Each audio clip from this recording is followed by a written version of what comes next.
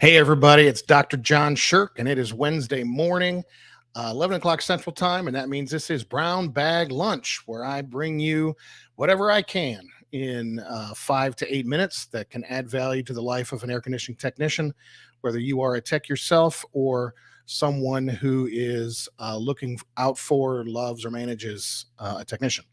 So today, I want to speak directly to technicians, and but with others listening in, and just ask the question: does your job right now match your level of expertise? Um, there's a natural dynamic um, in a company where when you're in a spot that makes the company stable, the natural, and it doesn't, owners are not bad people. That's not a negative thing, but owners want to keep you in that spot because they need what you do in that spot. The problem is that can freeze up your development as a technician, right? So, and it happens at predictable times. There's in a residential company, if you watch the track of a technician, they go from helper to installer to maybe install team leader to running service and troubleshooting, and then maybe to sales.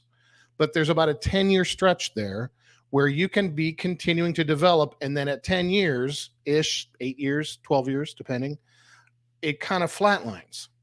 And as I do more and more conversations for recruiting purposes with technicians, this is a very common phenomenon. Like, am I just, I'm only 35. Am I supposed to just be on, autopilot now for the next 30 years of my life? What do I do? Right. There's not one easy answer. Um, I would say, you have several options. You can kind of decide that you are okay with that and go into the zone of being an expert and accumulating more and more reps, having more and more knowledge, being more and more the go-to person. Um, I do encourage you to keep an open line of communication with the owner and the service manager of the company that you work for, because you can expect to feel frustrated sometimes because you will become the go-to guy, but you won't enjoy that because you'll be following up on other people's mistakes, and you'll be getting phone calls when you're at home with your family and feeling like I'm getting punished for being the best guy in the company.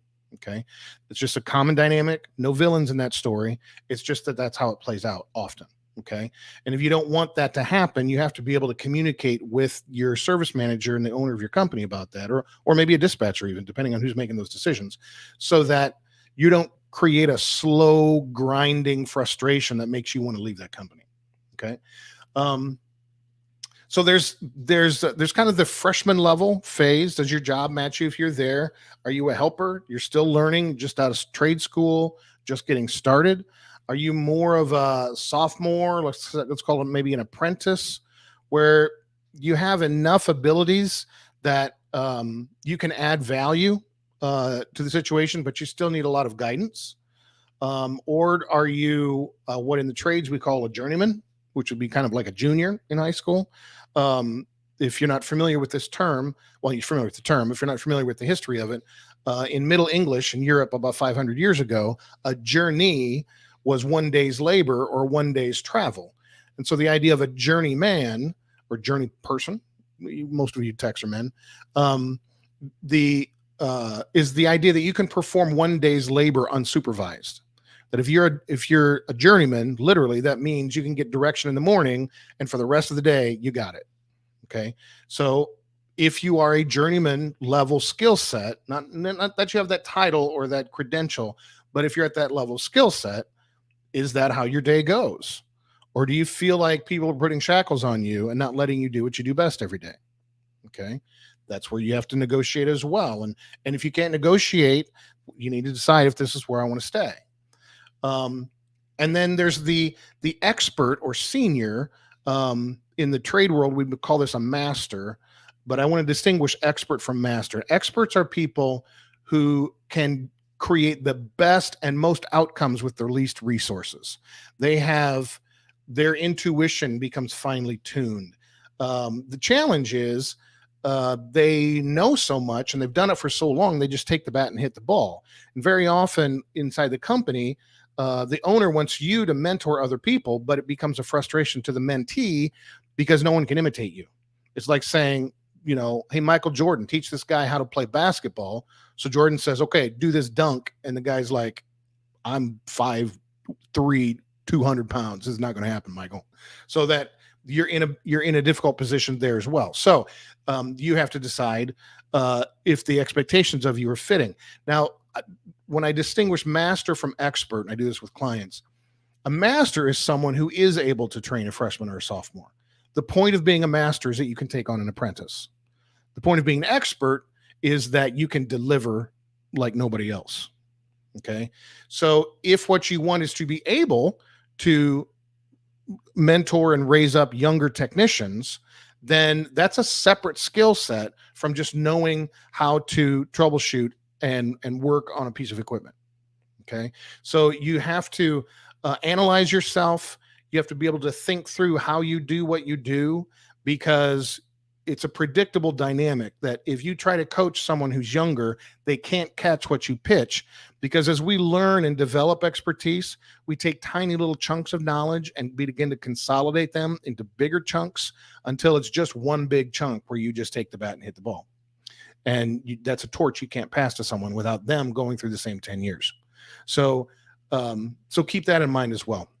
So the point here is, if you're having some frustration on the job, is it because your level of expertise is a mismatch from the job expectation that you have? In fact, I'm talking about this today because I just had a phone call about this morning. The person on the phone is becoming expert, and what is asked of him is journeyman level work, and he didn't know what to do. So we talked about it. So you can call me and we'll have the same conversation. You have to decide, am I okay living with, basically running laps around a track if that's what they need from me, even though I'm kind of better than that, but that's what they need. So I'll do that. And you're okay with that. And one of two things is true. Either you will be okay with that, or it will kill you slowly. And what does it look like if it kills you slowly? Slowly becoming an alcoholic, slowly your eye drifting from your wife. The distractions that come from someone who's under challenged are not good. So it doesn't automatically mean that's going to happen. Maybe you'll be just fine, but don't fool yourself if that's not true for you. If you need that challenge, don't kid yourself that you can just go on autopilot for 25 years and that's just fine. Okay. So I just ask you to think about that. Consider that. What level of expertise am I at? And are the job things that they're asking of me a match for that? And if not, can I negotiate a change in job duties? And if not, what am I going to do about it? Okay. We're doing a good bit of recruiting now. If you want to talk to me about that, that's fine, but it's okay. I'm not trying to sell recruiting in this talk. I'm just trying to give you permission to look at yourself and look at your situation and see if there's a negotiation that needs to happen between you and the owner of the company or your service manager to adjust expectations so that you feel like your expertise is in sync with what they're asking of you. Okay. My name is Dr. John Shirk. If you're not listening to HVAC Joy Lab, you're missing out. We went to every 2 weeks in the summer instead of every week. Turns out getting guests in the air conditioning business is much harder in the summer. Go figure. Turns out you guys are busy in the summer. Who guessed it? So every 2 weeks in the summer, we'll be back in the fall to every week, and just giving you thoughts and encouragement and lots of guidance for your career and just your overall wellness as a technician.